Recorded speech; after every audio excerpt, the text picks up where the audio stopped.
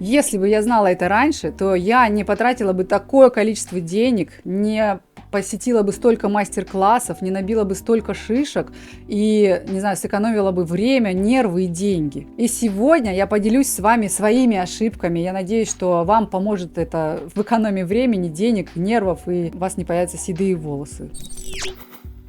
Когда я только начинала, я искренне считала, что большая часть успеха – это инструменты, которыми мы работаем. То есть это машинки и пигменты. Когда я поехала учиться, мы взяли кредит на это дело, лишних денег не было, и львиную долю, наверное, больше половины, я потратила на покупку всех возможных пигментов. Все почему? Потому что моя учительница, не будем называть имен, она не была великолепна, но у нее стояло 2 пигмента этой фирмы, 3 пигмента этой, 1 этой, и в итоге там штук 5 или 7 разных фирм. Я купила все существующие на рынке пигменты, чтобы выбрать самостоятельно те, которые мне пойдут лучше. Пигменты были слабые, откровенно, в то время, и я, знаете, приходила на работу, вот пришел ко мне клиент, я смотрю на эту батарею вот так вот, там по 20-30 пузырьков каждого цвета, которые стоят космических денег, они все маленькие, они все разные по структуре, по жидкости, по там вносимости.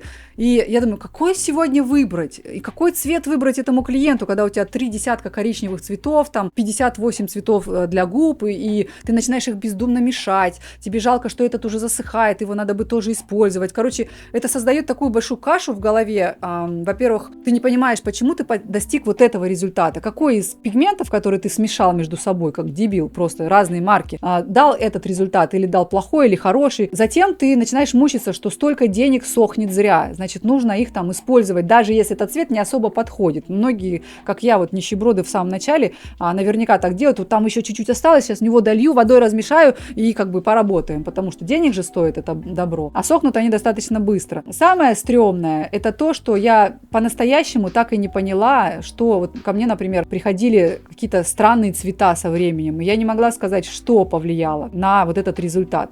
Когда у тебя такая большая линейка, ты выкинул зря кучу денег, и ты так и не понял, как ими работать, потому что у каждого пигмента, вот этот густой, им нужно работать там короткоходом и более мелкими шажками. Вот этот жидкий, концентрированный, им нужно работать размашисто, легко и поверхностно. И ты не можешь понять даже, в какой технике тебе начать совершенствоваться, именно потому что у тебя все, пигменты разные по консистенции, по насыщенности, по оттенку и так далее. Плюс они все по-разному удаляются лазером, поэтому если вдруг ты накосячил и начнешь удалять, у тебя брови могут стать совершенно непредсказуемыми цвета, как и губы, как и тени, если там, смотря чем вы ковыряетесь. Короче, не рекомендую. Я рекомендую вам выбрать линейку какую-то одну и работать на ней 1-1.5 года. Вы обычно, как и все мастера, ориентируетесь на своего какого-то любимого мастера, который показывает свои зажившие работы, и вы понимаете, как они будут выглядеть, эти цвета. Во-первых, ищите любимого мастера, который не обрабатывает фотографии, чтобы вы понимали, что это истинные цвета.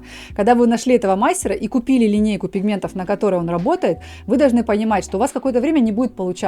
Не бросайте, продолжите работать, посоветуйтесь с этим мастером, может быть, съездите к нему на мастер-класс в конце концов, но приноровитесь, потому что если у него это получается, то и у вас тоже получится, просто вам еще не хватает навыка какого-то, чтобы вот правильно вносить цвет, потому что хороший цвет может выглядеть серым у вас и хорошим у вашего мастера, потому что вы просто заглубляетесь, или наоборот, он может выглядеть рыжим у вас и хорошим цветом у вашего любимого мастера, потому что вы работаете слишком поверхностно, и цвет не получается истинным, потому что он слишком теплый на этой вот поверхности, кожа лежит практически, его там нету. Выбирайте, мастера, за которым вы будете следить, работайте одним пигментом долго, отслеживайте результат, не смешивайте пигменты между собой, это не имеет смысла, если честно, если это русый теплый, русый холодный, или каштан, или брюнет, у нас это цвета с говорящими названиями, которые вы можете, вот сидит русый человек перед вами, берете русый цвет, если у него толстая кожа, берете теплый оттенок, тонкая кожа, берете нейтральный оттенок, каштановые волосы, брюнет, соответственно, выбираете цвет, подходящий под цвет волос. И если вы смешиваете их между собой, то вы начинаете терять ниточку, не очень понимаете, что сработало, поэтому мешайте по минимуму первый год, пока не увидите заживших результатов. Некоторые мастера являются брендами, амбассадорами, им за это платят, каких-то красок, но работают совершенно другими. И вот тут вот важно быть уверенным в том, что мастер перед вами честный, откровенный и не врущий, потому что я с таким сталкивалась сама и не раз, и это совершенно нечестно по отношению к людям, которые на вас смотрят, думают, что вы вот эти результаты получили при помощи вот этой вот краски, а на самом деле вы из кармашка на процедуре достаете другой цвет, а бренд вам платит там за это. И это не хорошо, не красиво. То же самое касается мастеров, которые работают на каком-то оборудовании, особенно если это их оборудование, и они его продают. Вот тут я бы уже сильно задумалась, потому что, естественно, он будет хвалить и говорить, что только этим оборудованием такие работы делаются, и вот это вот все. На самом деле в России, например, я не знаю ни одного мастера, у которого было бы производство по аппаратам для перманентного макияжа. Я знаю единственный завод это в Америке и в Германии. Огромный концерн, который занимается красками для татуировки, оборудованием для татуировки. Все остальные производители машинок просто таскают брендованный Китай. И это не всегда качество. Это через какое-то время дорогая машинка, которая начинает дребезжать, западать, ее никто не починит, они там что-то вам чешут, что это их ноу-хау там и так далее. Короче, я бы прислушивалась к словам мастера, который не продает оборудование. Либо он кристально честный, как я, и он просто не врет, он правду говорит, и за это его и не любят, и любят. Для мастера, который только начинает работать и мечется в муках, какие краски выбрать, какие машинки выбрать, какие иглы выбрать, сейчас рынок просто завален, изобилие невероятное. У нас есть гайд по выбору машинок. У нас в телеграм-канале, ссылка на него будет в описании к этому видео, мы провели опрос среди нескольких тысяч мастеров, чем они любят работать, какие преимущества и недостатки у этого оборудования, распределили по ценовой категории, и там есть топ-3 аппаратов, которые нужно иметь, наверное, 2 из них каждому мастеру. Почему 2? Потому что обычно есть кожи, которым, например, не подходят длинноходы, и кожи, которые не пробьют короткоходы. И плюс эти 2 аппарата у вас должны быть, во-первых, взаимозаменяемыми, а во-вторых, как бы это сказать, если вдруг один поломается, вторым можно закончить. У мастера не может быть одного аппарата, потому что когда-то с вами такое случится, когда он упал, поломался, а одна бровь готова, второй нету, и что делать тогда? Вы должны быть от этого защищены. Поэтому, если хотите узнать, какие 3 топ-машинки несколько тысяч мастеров выбрали для работы в разных ценовых категориях, айда в наш телеграм-канал по ссылке в описании. Ну а какие пигменты взять, вы знаете. Самые лучшие. Первая в России открытая лаборатория, созданная по нормам фармакопеи. То есть мы имеем право производить стерильные продукты для инъекций. И вы можете в любой момент приехать к нам в лабораторию, посмотреть, как это устроено, попробовать краски, купить их на пробу, получить подарки. Поэтому записывайтесь к нам на экскурсию в Краснодар. Welcome. Если бы я знала раньше об эффекте Тиндаля, я была бы умнее и совершила бы меньше ошибок, я бы боялась меньше, я бы выбрала другие краски для работы и так далее. Эффект Тиндаля, о нем рассказала первая я. С моих слов сейчас в России все мастера умничают. Много лет назад я выпустила вебинар по колористике. Он, кстати, до сих пор хранится в нашем клубе, в инкубаторе. Ссылка на него будет в описании к этому видео. Это, кстати, место, где собрано огромное количество знаний для мастеров перманентного макияжа. От растушевок, выбора пигментов, удаления, лазером, ремувером, все виды техник, начиная даже с самых сложных, таких как ореолы после мастектомии, трихопигментация, ну, естественно, базовые техники, волоски, растушевка. Короче, все есть для мастера, который хочет развиваться в нашем клубе инкубатор. И вот этот самый раритетный, но не устаревший вебинар по колористике, где я рассказала, что такое эффект Тиндаля. Вкратце, эффект Тиндаля – это такое свойство нашей кожи искажать оттенок пигмента. И чем глубже лежит краска, тем холоднее она выглядит, когда мы на нее смотрим, потому что она под кожей. И вот эта кожа где-то тоненькая, где-то толстая, где-то плотная и непрозрачная, где-то рыхлая, где-то темная, плюс еще цвета добавляются. Вы помните по Фицпатрику, сколько оттенков кожи на свете существует. Она искажает цвет тем сильнее, чем на большей глубине лежит. Соответственно, если вы мастер начинающий, с тяжелой рукой, вы заглубляетесь, вы это понимаете, вам нужны теплые цвета. То есть в нашей линейке это всегда теплый каштан, теплый русый, теплый брюнет или даже шатен, который просто невероятно красивый цвет, и многие мастера его любят. Но он такой теплый, что его многие боятся. А если вы вот такой мастер, который все еще совершает ошибку, или вы такой мастер, как я, например, который, в принципе, всегда торопится и хочет быстро-быстро поработать, и из-за этого часто заглубляется. Выбирайте теплые цвета. Ну, или если вы работаете в волосках тоже. Если вы мастер с легкой рукой, и ваши клиенты с тонкой кожей, она такая, как бумага, как пергамент, теплые цвета не подходят, иначе брови вашего клиента заживут морковными, оранжевыми, потому что у другого, вот там бывают такие случаи, вот я часто смотрю наши чаты, когда мастер пишет, почему вот у тебя заживает этот цвет так, а у меня, смотри, вот желто-оранжевым. Все дело в том, что мастер, у которого цвет заживает коричневым, Он работает на определенной глубине, вот он привык, все, у него нормально цвет выглядит. Этот же цвет у мастера, который работает супер-супер легко и поверхностно, будет выглядеть прям очень теплым, потому что, во-первых, над ним лежит слой кожи, который его искажает минимально, вообще практически не искажает. Во-вторых, там мало цвета, и когда цвета мало, он выглядит немножко по-другому. Вы можете поиграться с красками, а лучше посмотрите мою колористику. Но если вы возьмете темный коричневый цвет и набухаете такую, знаете, кляксу плотную, то он будет смотреться коричневым, темным цветом. Если этот же цвет, этот же самый, не другой, разбавить водой и размазать, то у него проявится оттенок под тон. Он может быть розоватым, он может быть оранжеватым, желтоватым, всяким разным. Но прикол в том, что один и тот же цвет разбавленный, а разбавленный это он может быть разбавленным вами, разбавителем, или внесен мало. То есть когда пиксели, когда ваши удары иголки на большом расстоянии, краски как бы в коже мало. То есть это условно разбавленный цвет, растянутый по коже вашего клиента. Он будет выглядеть в концентрированном виде ярким, темным и насыщенным при плотном прокрасе, а при мягкой, легкой, полупрозрачной растушевке этот же самый цвет будет выглядеть слишком каким-то теплым, оранжевым или вот, вот что-то такое, что вам не нравится. Поэтому в нашей сфере есть большая такая зона, серая для многих мастеров, это колористика. И ее полностью раскрыла, ее уже переписывали многие мастера, пытались своими словами рассказать вот то, что я рассказала много раз, но лучше идти к первоисточнику и посмотреть ее у меня в инкубаторе. Наверное, это самая ужасная ошибка, которую мастер может совершить. Это зависимость от рекламы. И даже это проба рекламы, потому что это как наркотик, ты не можешь потом остановиться. Знаете, рекламу можно использовать, когда ты только начинаешь и когда ты сменил место жительства, просто другой город вообще. Если ты заплатил за рекламу, к тебе пришли клиенты. Маркетологи всегда от вас будут просить красивую продающую картинку. А клиенты идут на эту картинку, к вам они приходят, получают немножко не то, что хотели, вы немножко не так с ними разговариваете, не так выглядите, у вас воняет изо рта, у вас грязный халат, вы какой-то косноязычный матершинник, вы там, не знаю, у вас потом от вас воняет, работа ваша нехорошая, вы сделали вообще не то, что клиент хотел. Он, может быть, и не будет скандалить, но он уйдет и не приведет свою маму, подружку, сестру, соседку, коллегу по работе к вам. А это и есть сарафан.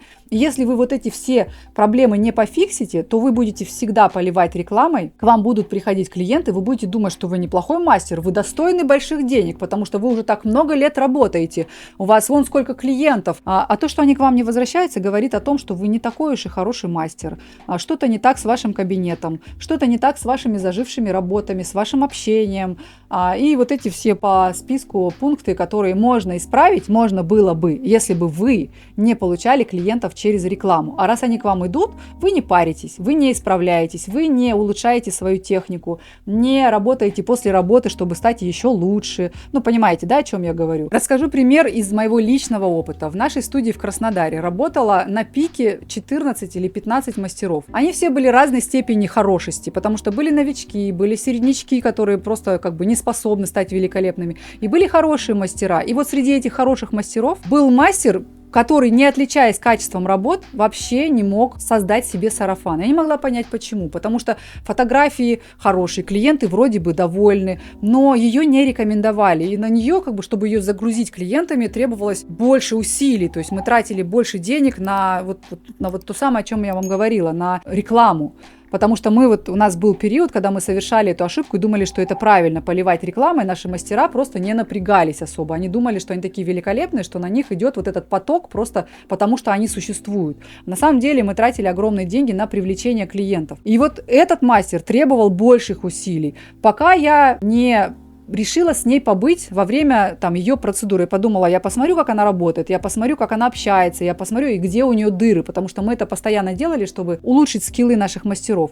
И при вроде правильном общении. Она все правильно объясняла, она работала по скриптам. Но вы знаете, когда я присела с ней работать, я вошла в облако просто зловония. Это просто человек, у которого проблемы с зубами. Они не очевидные были, потому что улыбка была нормальная.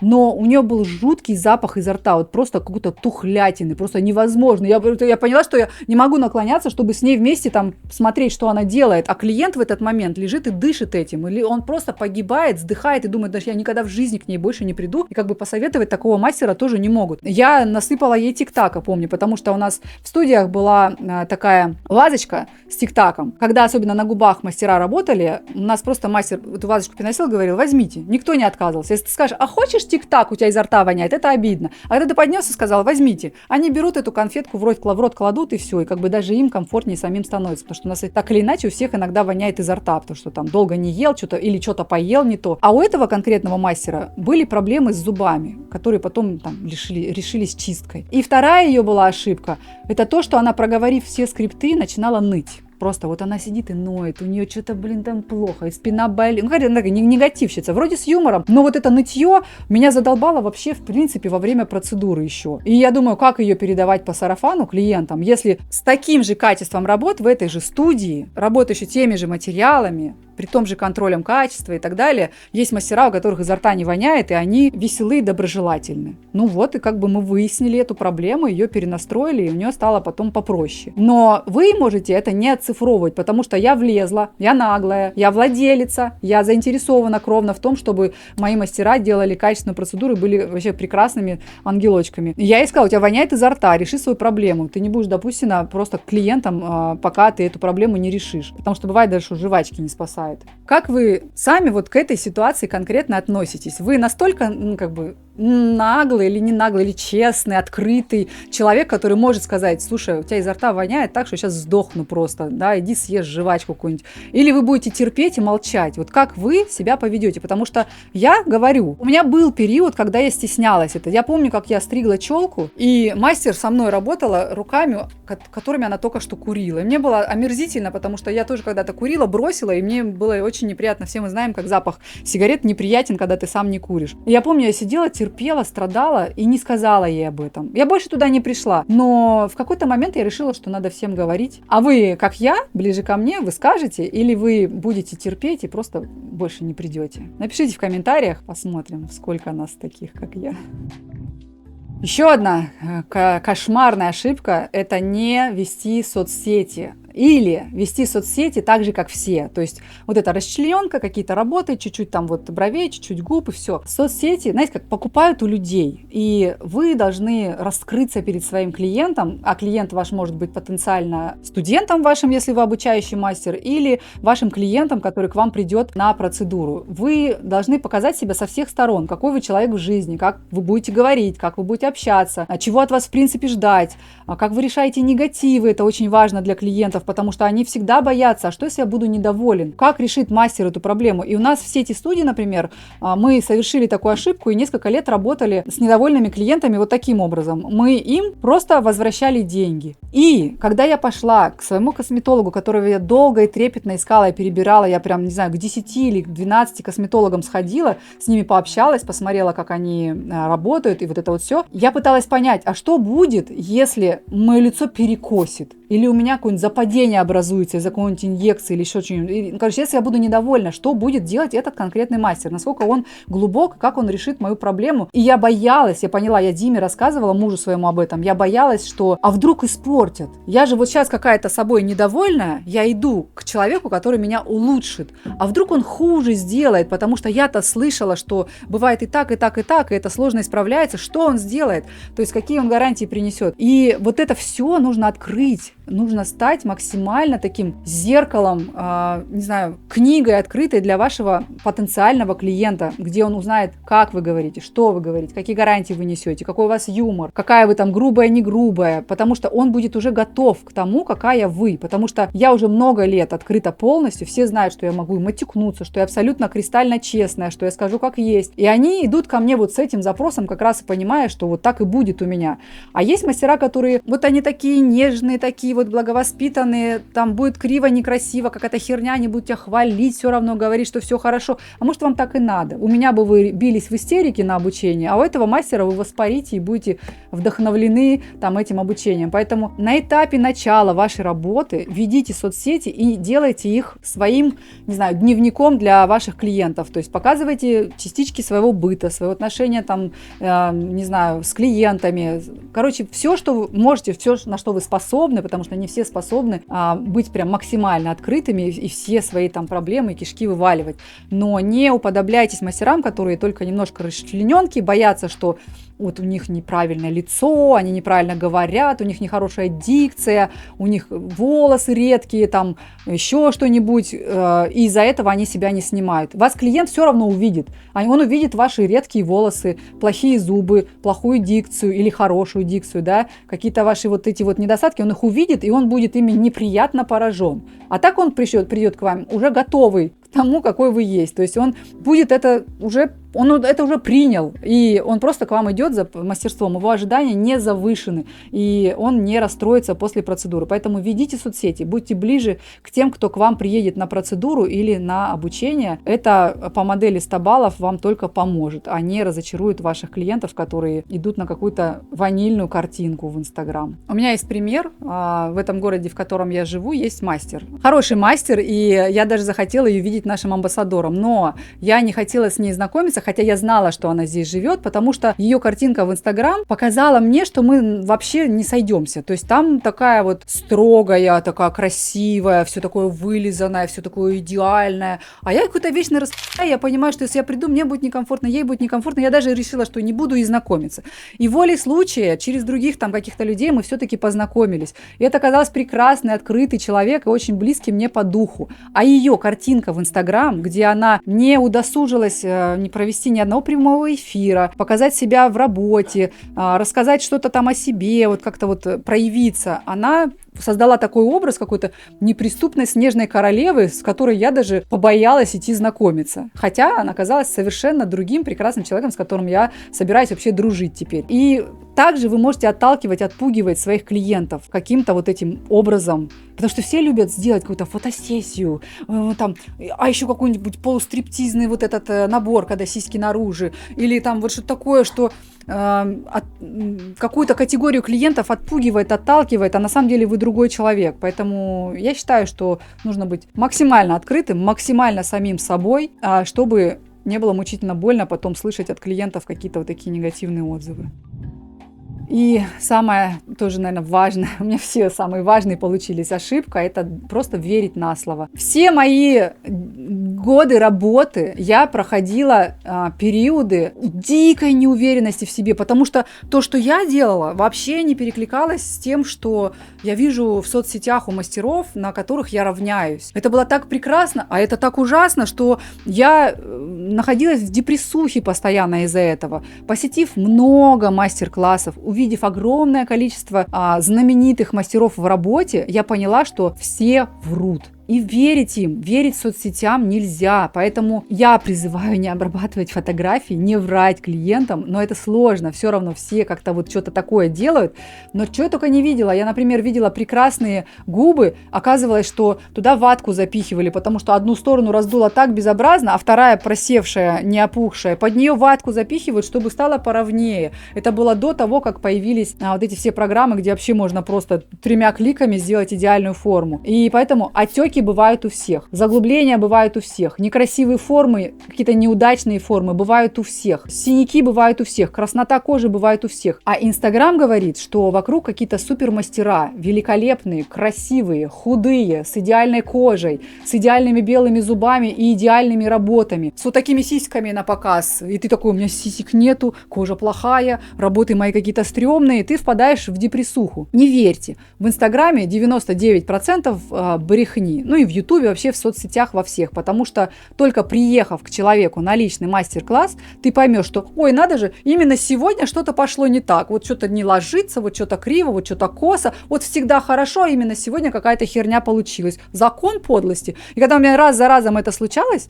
с именитыми мастерами, я осознала, что все пи***т. И вам нужно просто это понять, принять, простить и сделать на это скидку. Ну и самому таким не становиться, потому что, мне кажется, сейчас все-таки клиенты реально становятся более образованными и уже не верят, они хотят именно живое, настоящее, реальное доказательство, и только так сарафан и работает. Поэтому не огорчайтесь, когда вы видите что-то идеальное в Инстаграм, потому что это все не настоящее, и вы не такой уж и плохой мастер. Всем желаю удачи и учитесь на чужих ошибках, на моих в данном случае.